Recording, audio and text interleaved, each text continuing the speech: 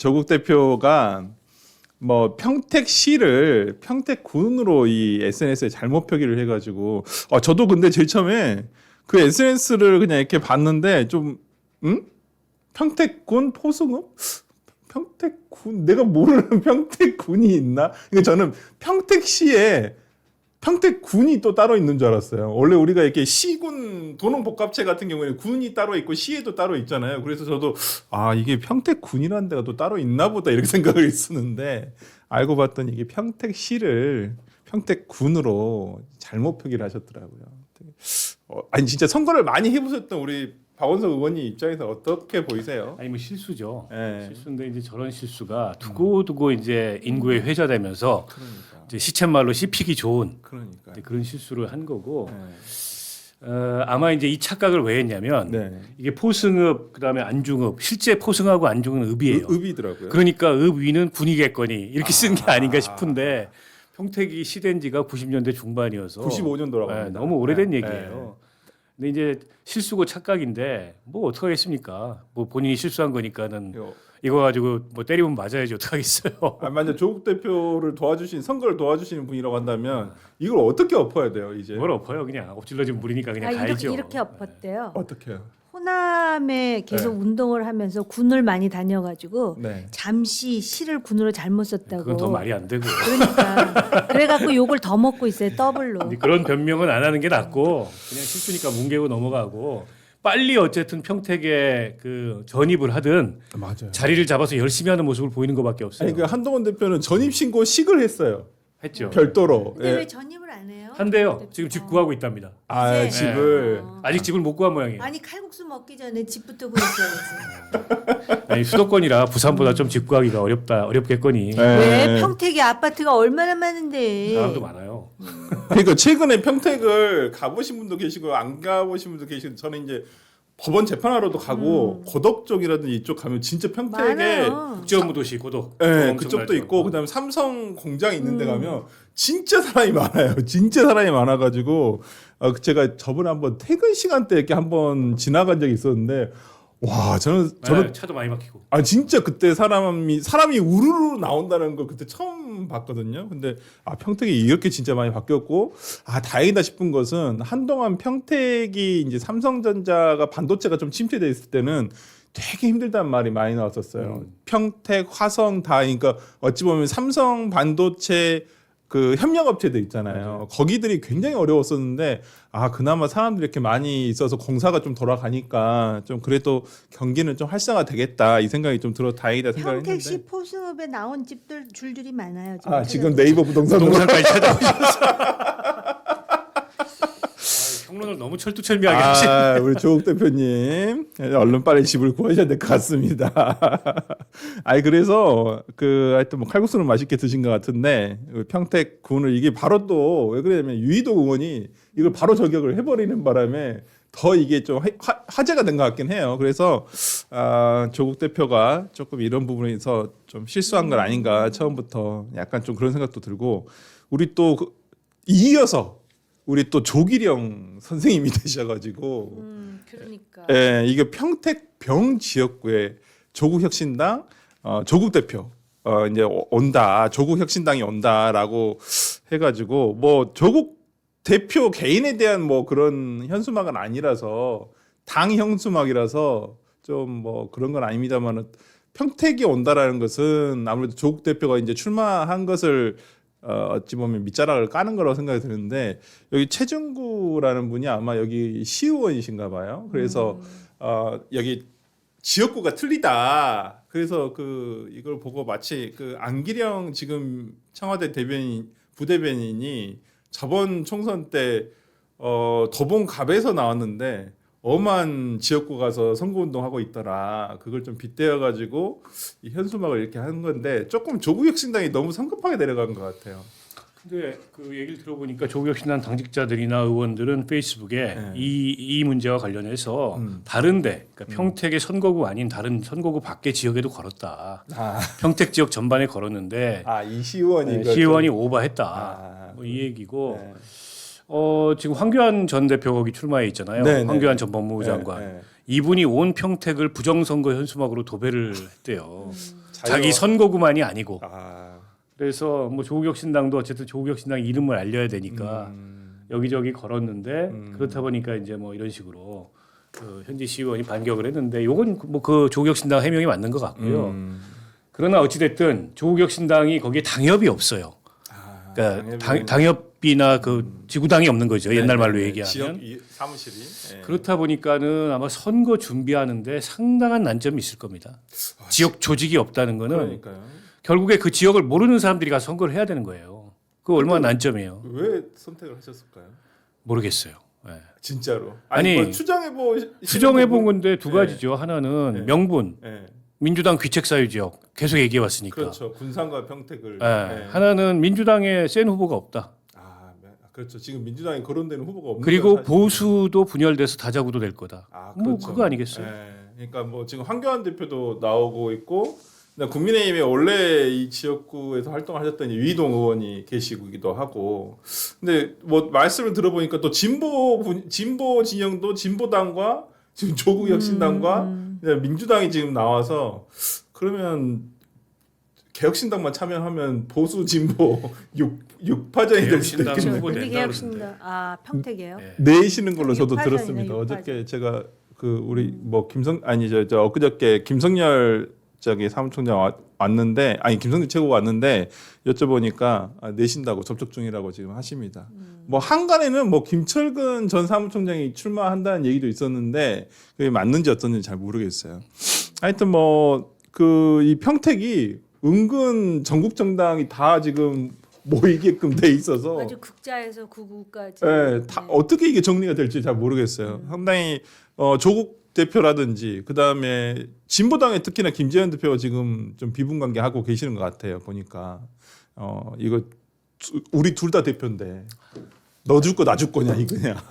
진보당 입장에서는 좀 열받을 만하죠. 네. 왜냐하면 1월달에 내려가서 선거 준비를 하고 있었는데 아, 조국혁신당하고 우호적 관계에 있다. 예, 이렇게 믿어왔을 거 아닙니까? 그러겠죠. 우호 정당이니까. 네, 근데 이제 한마디 언급도 없이 갑자기 선언을 해버리니까 상의도 없이 뒤통수 때렸다. 아, 근데 뭐 조국혁신당이 무슨 진보당 양해를 받아야 출마할 수 있는 건 아니니까. 그렇죠. 출마는 자유잖아요. 민주당 양해는 받아야 되지 않아요? 그거는 양해를 글쎄요. 뭐 부산은 양해를 안 해줘서 못 갔다고 하는데 평택도 양해를 해주는 분위기는 아니던데. 양해를 안 해줬다라고 말하지 않고 네. 오지 말라는 식으로 표현을 하잖아요. 양해를 안 해준 거하고 오지 말라 그래서 안 건 거는 굉장히 다르거든요. 그래요? 예, 그래서 그런 식으로 아마 민주당 쪽하고 소통을 하는 것 같은데 아무튼 조국 대표로서는 이거 악재죠. 그리고 또 자기가 그래서 평택 초보라 그랬는데 이게 그러니까 자기가 선거를 나가면서 실제로 유권자 입장에서 생각하는 이 의식 구조가 아직 성숙되지 못한 거예요. 그러니까 네. 모든 걸 유권자 입장에서 생각해야 되는데 내가 초보라 그러면 좀 이해해 주겠지라고 생각하지만 유권자 입장에서는 평택을 잘 아는 사람이 평택의 발전을 위해서 올 사람이 필요한 거지 이름만 유명하면 뭐 하겠습니까? 그런 상황이 돼버렸네요. 네, 이 순간에 우리 세 번째 출연자이신 배추도사 우리 배정찬 소장님 오셨습니다. 안녕하십니까, 배추도사. 우리 설주한 앵커를 좋아하는 설설설 기는 설배추, 서울배추라는 이야기죠. 제가 배정찬 소장님이 진행하신 프로그램 나가본 적은 있어도 네. 이렇게 또 아니 어제내 KBS 갔는데 그 진행 프로에 안 보입니다. 그러니까요, 통탄스럽습니다. 잘렸어요? 미안해 이게 참. 네네.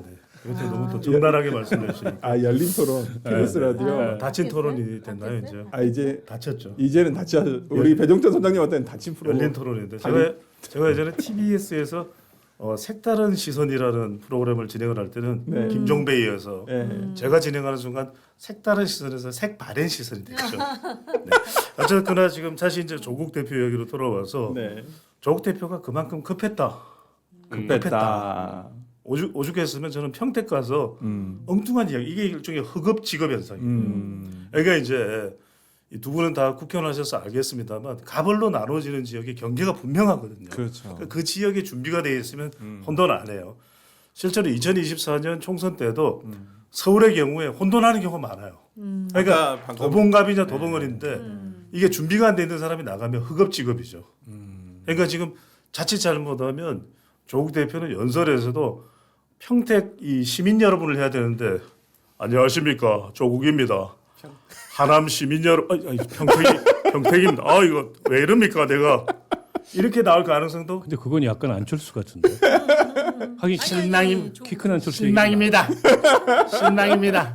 아니 근데 이게 이제 이른바 그동안 너무 많은 지역을 간보기를 한 거죠. 산산산 그러니까요. 그랬잖아요. 네. 군산, 안산, 부산 그러다가 네. 지금도 뭔가가 자꾸 찜찜한 거예요. 아. 그러니까 평택을로 정했으면 네. 죽든 살든 평택을 해야 되는데 또 민주당이 만류했습니다. 네. 뭐 이런 이야기를 굳이 할 필요가 없거든요. 그러니까 좀 이런 게 네 글자입니다. 이게 메시지가 선거에서는요 절대 허겁지겁합니다. 그러니까요. 그러니까 지금 빨리 정리해야 돼요. 음. 지금 배 소장 말이 진짜 전적으로 맞는데 저 상태에서 이미 약점이 많구나. 준비가 안 됐구나. 이걸 확 노출해 버렸어요. 그러면 이제 상대 입장에서는 그 약점이 상대가 보이잖아요. 그렇죠. 예. 그러면 이제 사정없이 물어뜯는 게 선거예요. 그렇지 않습니까? 그래서 빨리 정비를 해야 돼요. 근데 이제 조국혁신당이 뭐가 약점이냐면 개별적으로든 집단적으로든 지역 선거 경험이 없어요. 그렇죠. 그러니까 그 조국혁신당의 구성원들 중에 지역 선거 경험이 있는 사람들이 있을 거예요, 더러는. 근데 의원단만 보세요. 전부 비례예요. 그렇죠. 그리고 비례하기 전에 뭐 했냐 그러면 대부분 다 무슨 뭐 교수거나 학자거나 그렇죠. 뭐 각자 어디 기업에 분야에서 있었거나 뭐, 예. 정당 활동했던 사람은 그 의원들 중에도 뭐 신장식 의원이나 정춘생 의원 정도 그렇죠. 밖에 예. 없어요. 예. 황운하. 네, 황운하 의원. 예. 그러니까 지역 선거 경험이 있는 사람이 많지가 않아요. 그러네요. 대표부터 시작해서 이게 굉장히 큰 약점이고 아무리 그 보잘것없어도 지역 조직이 있는 거하고 그러니까 그렇죠. 지역에 지역 당부가 있는 거하고 지역 당부가 없는 거의 차이가 커요. 근데 지역 당부가 없다는 거는 그야말로 그 지역을 아는 사람이 없는데 선거를 치러야 되는 거예요. 네. 이게 진짜 치명적 약점이에요. 그래서 이걸 빨리 빠른 시간에 어떻게 보완할 건지 그 조국혁신당은 대책을 세워야 돼요. 이런 실수 계속 나옵니다. 평택군 이런 거. 그러니까 저번에 차라리 저는 조국 대표가 이준석 대표를 칭찬하면서 삼자 구도론을 본인이 한번 뚫어보겠다라고 말씀하신 부분이 있으니까 이준석 대표가 당시 동탄에 어떻게 빨리 이걸 그 파악을 했는지 이런 방법도 좀 선거 방법론에서는 한번 파악해 볼 필요는 있지 않을까. 그러니까 그때 제가 기억나는 건 이준석 대표가 그 동탄에는 아파트가 많더라고요. 그래서 100개 정도의 아파트가 있다고 해요. 그래서 100개 동인지 100개 아파트인지 모르겠는데 단지 100개 단지. 100개 단지였죠. 그걸 다 돌아다니면서 자기가 그렇지. 그걸 뭐 민원도 수집하고 그랬다고 하는데 그리고 자기 글씨 손편지. 핸드라이팅으로 예. 전부 공약을 그 지역마다 다르게. 네. 아니 이준석은 선거로는 산전수전 다 겪어본 사람이에요. 그렇죠. 많이 떨어졌지만 그렇죠. 많이 떨어진 게 그게 학습이에요. 예. 근데 조국 대표 선거 처음 해보잖아요. 예. 자기 선거는 예. 당 대표로 비례 선거나 치러봤지. 그렇죠. 근데 사실 이게 이제 조국 대표도 그렇고 한동훈 전 대표도 그렇고 소위 이제 요번에 보궐선거에 나가는 사람들 네. 중에 빅피쉬라고 하는데 네. 이렇게 되면은 비교 우위라 그럴까 한동훈 대표가 훨씬 전략적으로 지금 잘 하는 게 아니야 이런 생각을 하게 만들어요. 전혀 다른 지역구인데 예. 왜냐하면 일단 선점했잖아요. 나 네. 거기 나가겠다고 네. 깃발을 딱 꽂았는데 그게 민주당에서 뭐 AR 수석이 나오느니 마느니 네. 하기 전에 선점을 네. 해버렸고 네. 국민의힘에서도 지금 후보가 나오지 않았는데 먼저 가서 그렇죠. 어떤 분은 그걸 선빵을 날렸다고 이렇게 얘기를 하던데 그것도 그렇고 또 집도 빨리 구해가지고 입주를 하고요. 그리고 뭐 지금 아마 굉장히 열심히 지역구 활동을 한다 또는 할 예정이다 이렇게 얘기를 하는 거 보면은 이런 실수는 적어도 안 했으니까 남의 동네 가가지고 닭칼국수를 먹으면서 그런 건 안 했으니까 좀 비교가 이렇게 되는 그러니까 그 측면이 얘기를 하더라고요. 있어요. 제가 친한계 분들 스피커 말씀 좀 들어보니까 만덕 동이잖아요. 정식 명칭은. 네. 근데 부산 분들은 만덕 동이라고 안 하신대요. 그럼 보통 뭐라고 말할 때 만덕이라고만 한대요. 근데 또 만덕동이라 그랬나? 아니야 가서? 거기를 그래서 동자가 없어요. 네. 제일 처음에 페이스북에 만덕에 뭐 이렇게 와요.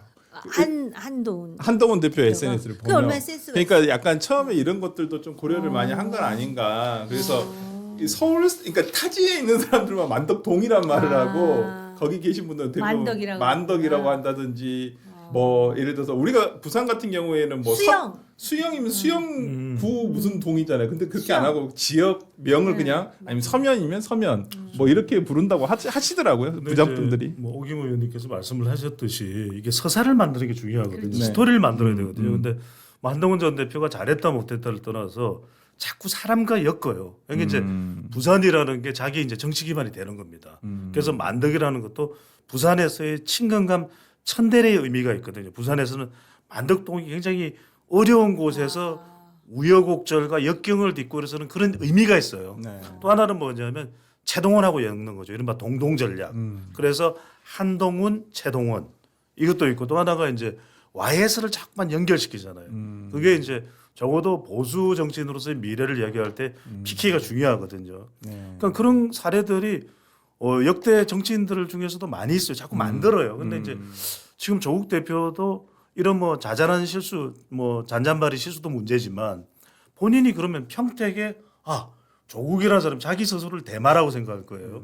이른바 조국 대마 큰 말이 왔는데 평택을에 이 사람이 왜 왔을까? 뭔가 서사를 만들어야 되죠. 그게 없어요. 네. 가령 뭐 DJ가 여기서 뭘 어떻게 했다, JP가 뭘 어떻게 했다 없어요. 그러니까 이게 참 선택이 좀 그러기에는 아니 그러니까 해야지. 예. 애매한 장소긴 한데, 그러니까 뭔가 이렇게 과거 정치인들이 뭔가 서사를 만들어진 곳이 아니라서 거기가 어찌 보면 굉장히 신도시에 가까운, 최근에 이제 평택이 굉장히 오래됐지만은 최근에는 산업도시로 변모가 되고 있고 교육도시로 맞아요. 변모가 되고 맞아요. 있는 바닥인데. 그리고 국제도시 비슷하게 되는 거 아니에요? 아니 지금? 그러니까 이게 네, 수도권하고 좀 다르죠. 맞아요. 수도권에서는 이제 그런 류의 스토리텔링이 쉽지는 않은데 그렇다 하더라도 내가 왜 여기에 나와서 어떤 비전을 가지고 여기서 국회의원이 되려고 하는가를 그냥 뭐 험지다 이런 얘기로 말고 험지라 그러는 말 사람들 별로 좋아하지 않습니다. 맞습니다. 근데 그거는 이제 그 본인이 명분용으로 그렇게 얘기하는 거고 더 이상 그 얘기하지 말고 그 비전이죠. 왜 내가 여기 와서 국회의원 출마하려고 하는가 이 얘기를 좀 더 분명하게 얘기하더니 아직 메시지 정리가 뚜렷이 좀 안 된 것 같아서 빨리 이걸 잡지 않으면 흐트러져요.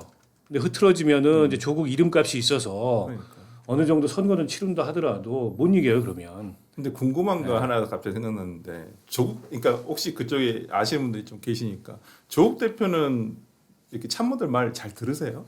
그참 중요한 포인트죠. 잘 모르겠는데 거기도 약간 이제 뭐 조국 대표 얼굴만 쳐다보는 정당 비슷하잖아요. 이름이 조국혁신당인데.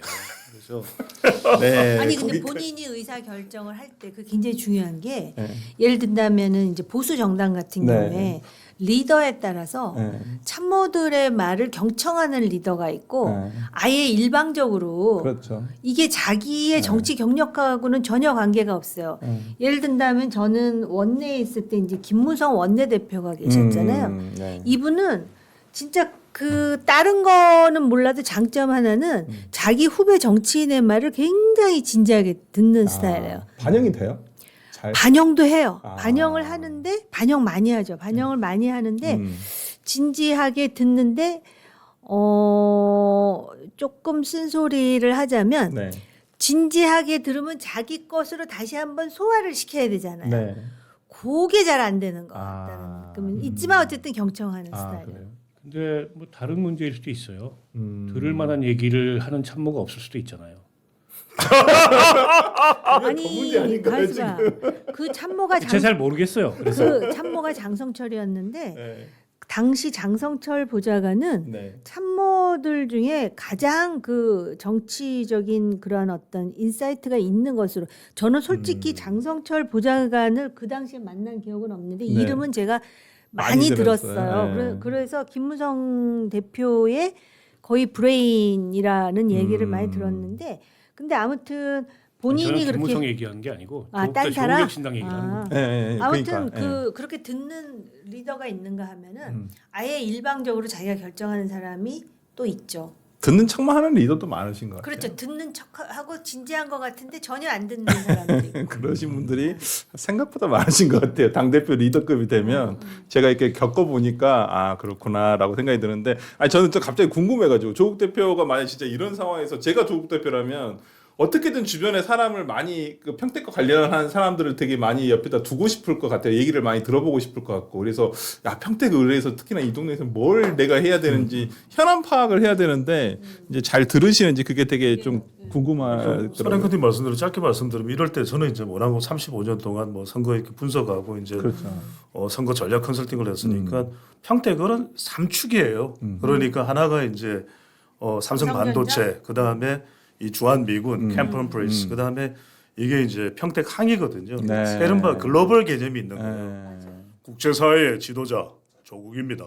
뭐 이런 걸 하든지 그러니까 이걸 좀 만들어줘야 되는데 근데 따지고 보면 여기에 김준영 의원도 있고 국립외교원장 출신이죠. 아 그렇죠. 꽤 있어요 사람들은. 아. 뭐 노래를 불러줄 사람도 있고. 있죠. 김재원 너무 의원. 나갔나요? 네. 네네. 지역 네네. 현안하고 또 차이가 있습니다. 아 차이가 있네요. 아. 편집해 주십시오. 아니 그럴 것까지. 아니 그 험지가 험프리 기지가 험지가라는 얘기도 누군가 하시더라고요. 캠프 험프리즈를 어떻게 국회의원으로 잘 활용하느냐. 네. 왜냐하면 이 우리가 한미 동맹을 중요하다고 생각하잖아요. 네. 근데 미국 사람들이 캠프 험프리즈만큼 달라 그랬잖아요. 한국 정부에도. 그러니까. 그렇게 말할 정도로 네. 그 욕심내는 곳이에요. 아. 근데 그게 미군의 입장에서는 네. 전 세계에서 가장 크고 네. 가장 새롭고 네. 그다음에 베스트 네. 그 미군 기지가 이거라는 거예요. 그러면은 우리는 가장 최신이니까. 네, 그걸 활용해서 뭐 어떤 비즈니스, 그다음에 일자리 창출, 어떻게 글로벌라이즈 하면서 교육 도시까지 하느냐.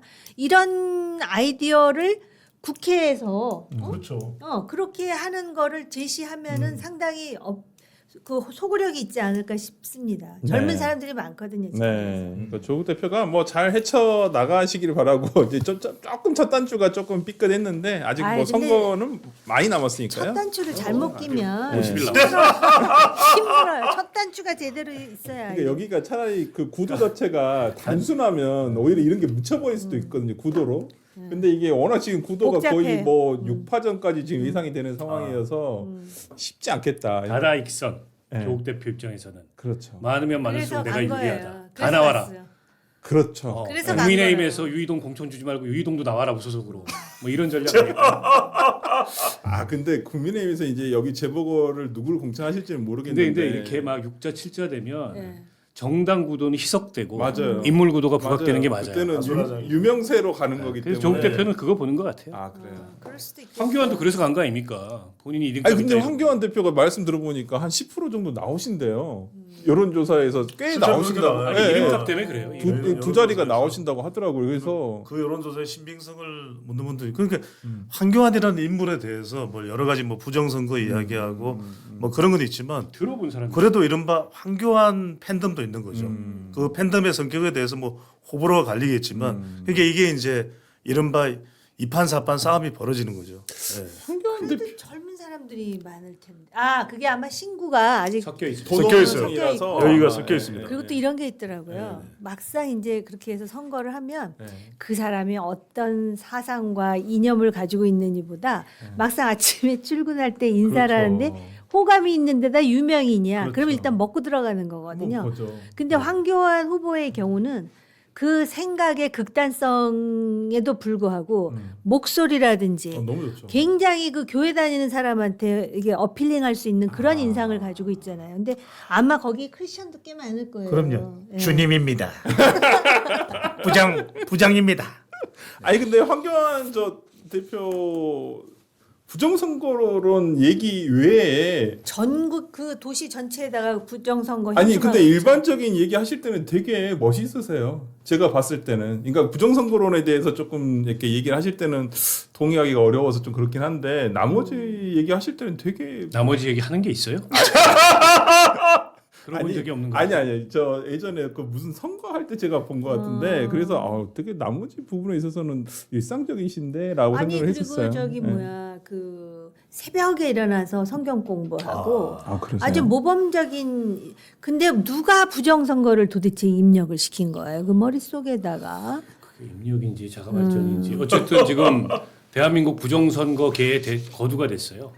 그렇죠. 황교안 거죠. 황교안과 그분은 대표와 아마 민경욱 그게 의원. 약간 그런 어떤 자기 어떤 그 종교적 신념하고 이상하게 그게 이렇게 믹스가 된 것 결합이 같아요. 돼서 색스폰도 잘. 맞아요, 맞아요. 맞아요. 이게 되게 멋있으시더라고요. 이건 생각보다. 선거 내내 색스폰만 부셔도 되지 않을까. 차라리 부정 선거보다 그게 나을 수도 있어요.